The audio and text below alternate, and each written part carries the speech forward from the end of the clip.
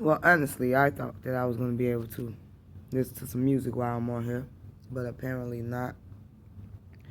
If you haven't already, which I know a lot of you haven't, like, subscribe, share. I'm gonna crank this YouTube back up. Um, and I'm always on and off social media for y'all who don't know, but I am Naeem Yo, owner of this YouTube station. Hopefully it get crunk up more. I'm probably gonna start doing different little things on here. So stay in tune. Once again, like, subscribe, and share. So, I haven't uploaded or recorded on YouTube in quite some time, which is so freaking true. I'll drink to that.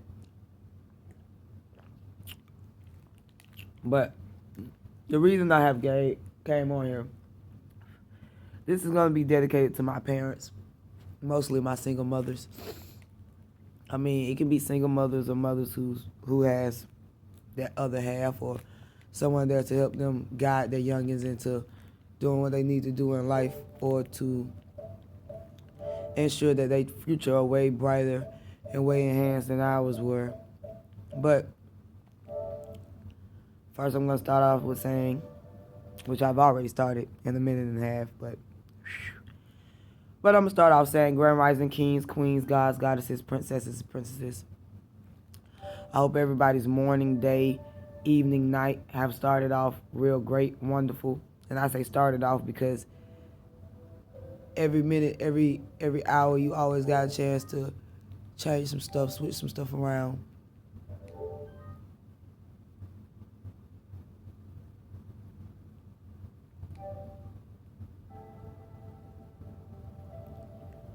Trying to see why I'm signed out of my shit.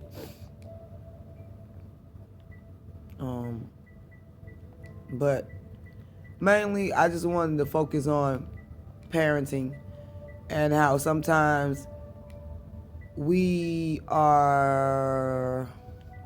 Let me say, I had a conversation with my oldest. I'm 36, if you don't know. I have a 21-year-old. She'll be 22 next year. But I had a conversation with her day before yesterday. And she told me that she didn't understand why I raised I raised all my kids on the unfiltered version of me. But I started getting filtered the more I got older with like my last two. But I was mostly unfiltered in the motherfucker. So she's trying to figure out why I raised them unfiltered, right? But I want them to be filtered. And this was my answer to that question. The reason why I raised them unfiltered, because a lot of you kids don't know, and y'all probably won't figure this out until you have kids of your own. But when you have your first child, that is your blueprint. We don't know, as parents, we really don't know what we're doing for real. And that's just being real. Like, there's no parent that's perfect. I always used to get, oh, you're a strong mother, you're a great mother, this, that, and the other. Sometimes the strong fall weak. And sometimes when you fall weak, that makes you even stronger. But getting back to why I raised my kids unfiltered. The reason why I gave them the unfiltered version of me is because the world is cold as fuck. The world is very cold. The world is so cold that sometimes the people who you was raised with, who are your real kinfolks, your blood kinfolks, which a lot of people need to know that we all are kin, and if you keep researching your history, you're going to know that everybody's akin to each other. But, like, your closest bloodline will be the ones to fuck you up quicker than the people in the street. And I was always trying to prepare my kids for that. If you follow me on any social media, you have seen my ups, my downs, me spazzing out, me saying shit that I shouldn't be saying. You have seen a lot of shit. And one thing that a lot of people have told me is you shouldn't put all your business on social media. I put all my business on social media because that is my diary. That is something I can look back at and say, or learn from it, and say to myself, what the fuck? Or damn, that really happened. or certain stuff like that. Now, what I don't understand about today's world, or y'all younger versions of your parents, is that a motherfucker can be and I've been saying this all my life. Let me go back to this. I've been saying this all my life. You tell the truth, motherfuckers don't believe you. But when you start flexing in line, motherfuckers believe you. And that is unbeknownst to me. So that shit is real fucking crazy to me. But it's the generation we live in, it's days where we live in, all that wrapped up in one. But as a parent, I noticed that as a child of a parent, and as a parent since I was 14, I've learned that sometimes we say shit that we can't take back. And the only thing we can do is apologize for it and tell that person why we said the things that we have said. And apologize for hurting people's feelings. Now, majority of all my life, I've been very blunt. I've been very unfiltered. And it took me a while to understand that sometimes it's not how you say it, it's the way you present it. Excuse me. And sometimes you can present shit in a way that will hurt a motherfucker's feelings if they don't understand where you coming from. It's one of the reasons why I've always asked questions and asked people what you mean by that. Because by my mother being deaf, sometimes I can take what you say in like 3 or 4 different ways, possibly more. And I want to make sure that the communication is open and is understood, it's overstood of what you meaning to tell me, so I can get the right info of what you're trying to tell me. As parents, sometimes we forget that our kids have feelings, and we be so caught up in trying to tell them the right shit that sometimes we break them with being too harsh on them. And I know that because my mother used to do it to me and I did it to my kids. I can be the first one to admit that there's no such thing as a perfect parent. There's no such thing as a perfect nobody. Everybody makes their mistakes. Everybody has flaws. Everybody do wrongdoings. Like, that shit is being human. But when you learn to accept your flaws, when you learn to accept the fuck shit that you have done, when you learn to sincerely apologize for the bullshit that you put out there, then that's when you've grown up. Now, I can be the first one to admit that I put a lot of bullshit out in the atmosphere. I can be the first one to admit that I put more positive shit out there in the atmosphere than bullshit. Now, a lot of people need to research their history. Like, I really feel like everybody needs to research their history. Find out where you come from. Find out why you are the way you are. Because at the end of the day, all black people suffer from mental abuse. Whether it came from their parents, whether it came from the streets, whether it came from social media, wherever it came from. And I'm not even going to say all black folks. I'm not even going to put that stigma just on black folks. Everybody suffers from that shit. But black people have it the worst because despite what you say, and I don't care if I'm just going to post it somewhere else if it gets shut down, but despite what any of you viewers think, black people are powerful than a motherfucker. And a lot of people are scared of our fucking power. Reason why I don't give a fuck what I say majority of the time, because I have actually researched. And I'll be the first one to admit that I don't know every fucking thing. But I know what I researched. I know what I know. And I know what is common sense. And I do know that when I was in school, the first thing they taught us was that black people came from slavery. They didn't tell us what they was doing in Africa. They didn't tell us that we was kings and queens. They didn't tell us we was first people on this earth.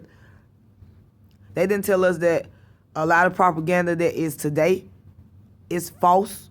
Like, it's just crazy. So for you to be a black parent or a black mother and be a single black mother, you have to realize some of that stigma that you grew up with, you have to release it and let it go so you won't put that same stigma on your child. I would be the first one to admit that I spaz out like a motherfucker and I chuck my kids off sometimes too. But I also go back and apologize to my kids and let them know the reason why I act the way I act. Not only that, I know for a fact that certain people that associate themselves with your kids will put your kids against you and have every intent to put your kids against you because of their shitty ass life. I've been going through that all my life.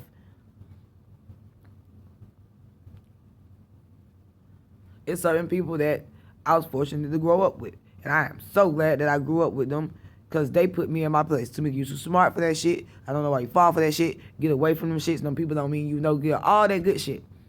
And sometimes me, as a black female, and grew up in a deaf household where it was hard to communicate with my mom because she a lot of shit she didn't understand when she was young, and once she got old she got stubborn and didn't want to understand the shit. Like, a lot of shit stems from your childhood, and it took 36 years for me to realize, ultimately realize that a lot of shit from my childhood I try to leave behind, but it keeps creeping back up on me because one thing I haven't forgave myself or forgave the people who was on the fuck shit or hurted me in my past to move on with my freaking life. But this was a little short intro. So some of the shit I will be doing on YouTube, I will be uploading shit, letting you get a little insight of my life. I will also, set up a little small little shit, and talk to teenagers, grown folks that been through shit, and enlighten you on other people's lives, not celebrity lives, but other people's lives. And I'm not saying celebrities aren't inhuman, because they are human, and sometimes we forget that because they have the money. They always in the light. Like, everybody, you're a human. Everybody hurts. Everybody go through shit. But y'all, since the light is shined on the celebrities, y'all think that, oh, they got money, that shit gonna be okay. One thing I've always learned, and I probably knew this when I came out my mama pussy, and that's just being real. Money don't solve shit, bruh. You have to be happy with the person you are. You have to be happy with your mentality. And if your mentality is fucked up, you're not going to enjoy the money. If you're not happy within yourself, you're not going to enjoy the money. See, when I get to that point where I'm a millionaire and a billionaire, I'm going to enjoy every fucking dollar, every fucking cent, because I'm going to be happy with myself. I'm going to be happy with the wrongdoings that I did and forgive myself for the fuck shit I did. You have to forgive yourself and other people. And that's one thing that I am learning day by day, how to forgive people who I held at a higher rank that kept fucking me over. Because one thing a lot of people tell me is that I have a big heart, and I will be the first one to admit that I wear my heart on my sleeve. And I'll also be the first one to admit that I've never been 100% into a man since 2004. And the only reason why I was 100% into him and respected him and loved him and cherished him, and I still do to this day, is because before we was in a relationship, he was my big bruh / my big homie. And when I was on the fuck shit, he was always telling me the right shit to do. So to this day, I'm going to forever and always love that man. But what I did learn from that relationship is a lot. And I couldn't find nobody else like him. And it ain't even so much of finding somebody like him to spark that fire that he sparked in me, to increase my happiness that I already had inside of me. A lot of people get in relationships and I always, one person is my oldest daughter, but it's a couple of people that I've told this to. How can you be happy or make somebody else happy when you're not happy with the person you are? No matter if you haven't reached your goal in life, you're not at where you want to be at, know that you'll get there if you keep having that tunnel vision. And some people get tunnel vision confused with selfishness, because it's okay to have a tunnel vision and be focused on certain stuff, but if you keep that tunnel vision and you're not looking what's on the other side, you'll fuck around and get railroaded. You all have a blessed day, man. Each one teach one. I love you all, man. Blessings.